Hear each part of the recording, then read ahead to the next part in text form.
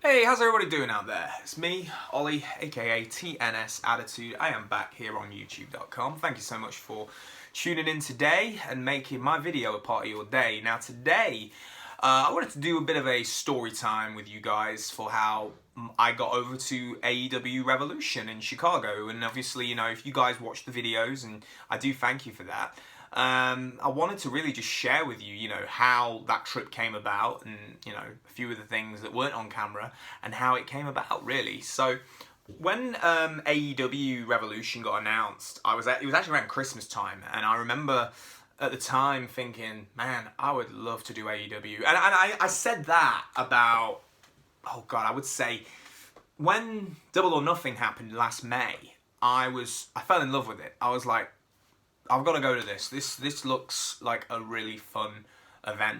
And obviously once they got some momentum and they did their TV stuff and Dynamite became a thing, and I was like, okay, now this is a company. Okay, this is something we can support and be fans of, you know, because WWE hadn't been really delivering for a number of years, and I think a lot of people had just given up with WWE in terms of wanting good wrestling, and well, not good wrestling, but wanting a good show and a good performance. And I think it just became a point for someone like myself who had been a WWE fan for a number of years. I'd been to WrestleMania, I'd done 29, I'd done 30, and I was just like, I'm ready for something different. I'm ready for something fresh, and this definitely felt fresh. And I remember Double or Nothing being really fresh and got me excited. And I remember thinking when John Moxley came out at the very end, and I was so hooked. It felt just like any big jump back in the WWF days, or you know, when guys would go to WCW, and I just had that 90s buzz about it, and I was like, wow, you know, it was just so good. I remember being so hyped for that. And when Mox came out, it reminded me of when Razor Ramon debuted on WCW Nitro back in the mid-90s.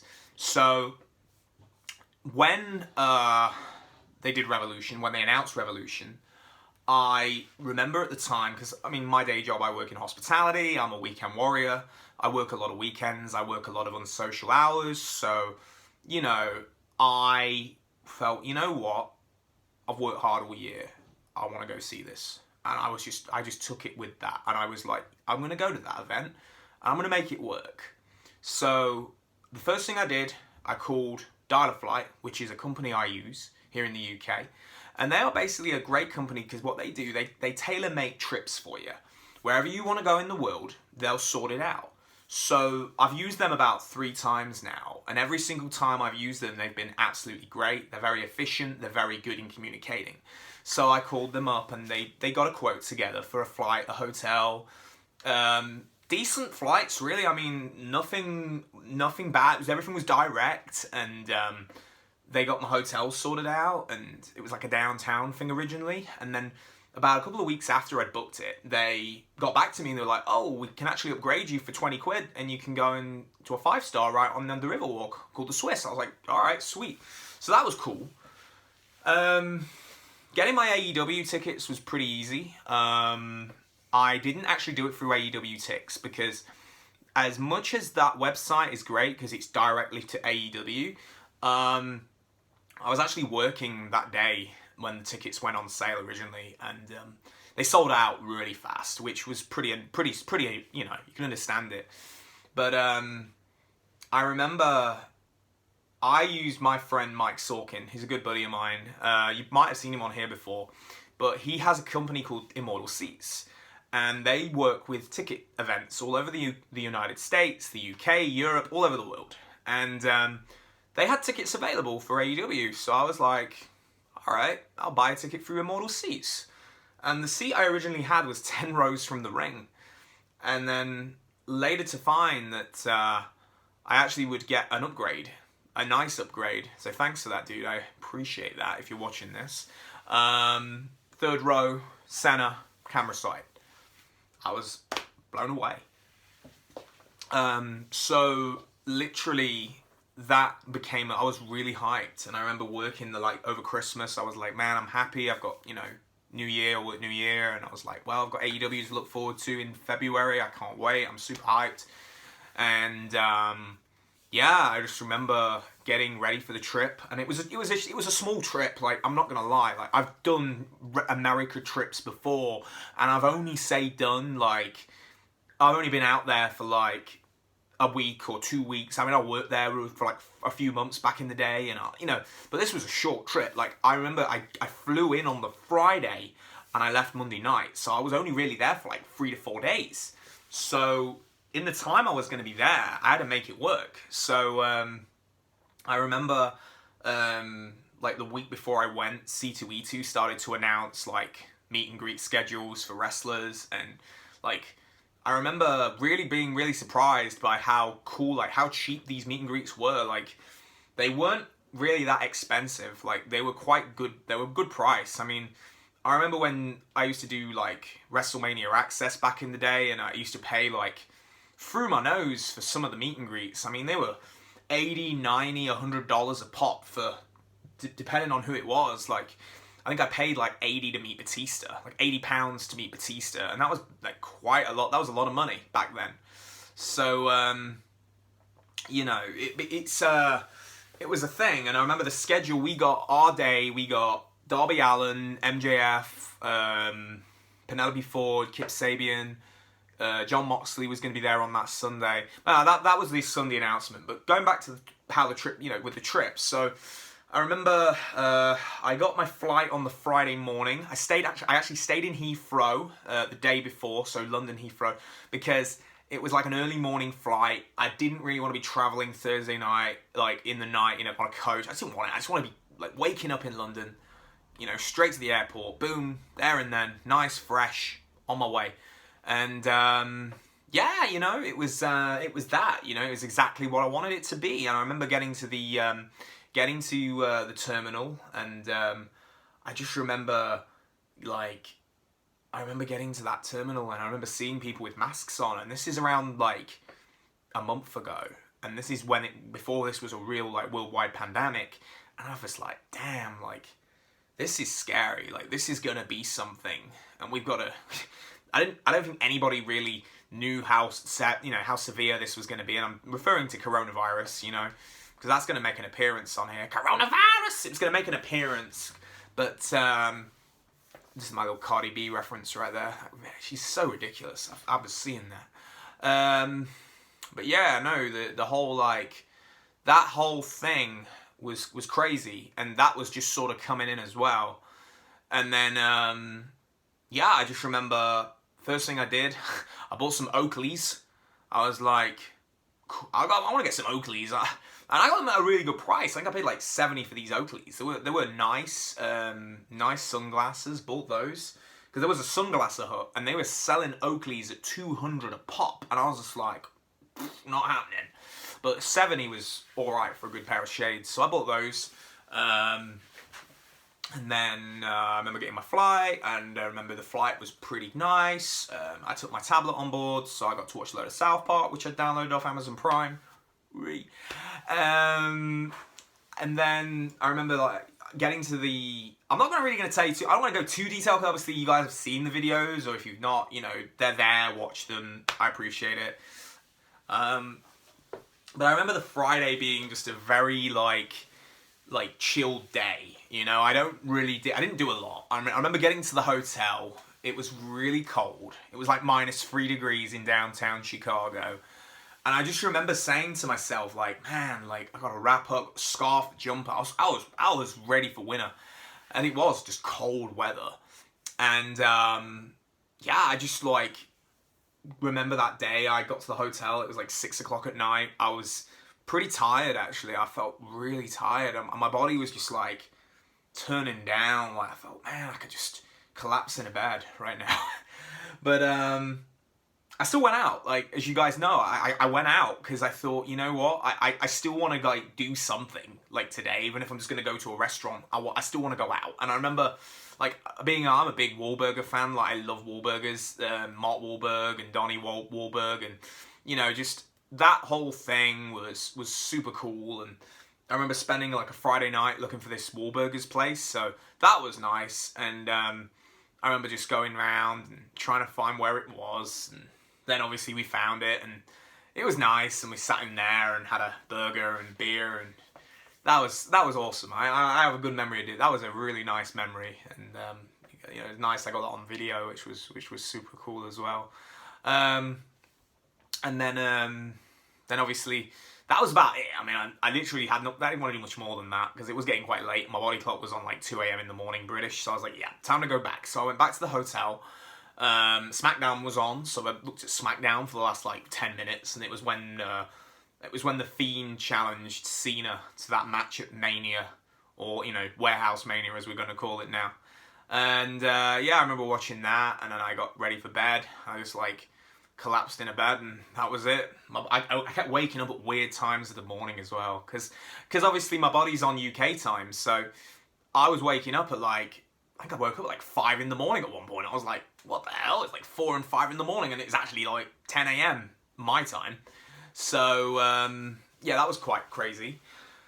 But yeah, I remember the first day I got up, got a cab. I got a bus over there actually. I got the bus to Wintrust Arena, and I remember I went in. There was a Subway nearby, so I went to the Subway. I had this beautiful steak and cheese subs. Oh, it was so nice. Had that with some Fanta, American Fanta, because that's the best Fanta out. And then I remember waiting for the queue. The C2E2 started up because I was in there for the day, and yeah, C2E2 was really cool. They had meet and greets. CM Punk was there, which was really cool. And I'm a big CM Punk fan. I loved him back when he was in WWE. I was really sad when he left.